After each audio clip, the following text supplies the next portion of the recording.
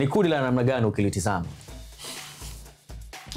Ni kundi gumu, sio kundi lepesi kama ambavyo watu wengi wanadhani. Ni moja ya makundi ambayo yanaweza kuwashangaza walio wengi kutokana na aina ya timu ambazo ziko hapo kwenye hilo kundi. Yani zipo kama hazipo hivi. Lakini ukizitazama namna ambavyo zilivyo kwa sasa hivi zinavutia kucheza. Yani kwa mfano Tunis wanavutia, wanacheza mpira mzuri sana. Ukiwatazama Petro wamejitengeneza kidogo, timu imeunga vizuri, inacheza vizuri sana.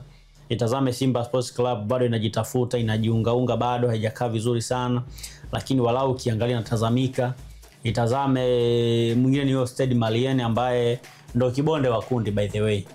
Na ukiangalia aina ya timu ambazo ziko hapo ni timu ambazo kwa haraka unaweza ukasema ni timu za kawaida.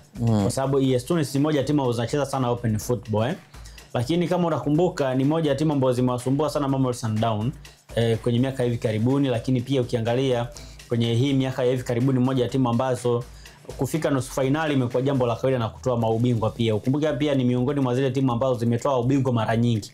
Naye pia yumo hapo Kwa hiyo naamini kwamba kwa level ambayo wanayo kwa sasa kwenye ushindano ambao wanauonesha, achana ligi yao kwa sababu ligi yani kwenye ligi zetu za Kiafrika hizi kuna yani ligi hazikupi tafsiri sahihi yani unachoweza kukifanya kwenda kwenye mashindano ya kimataifa. Hii ni Kurasa Mwanzo Mwisho.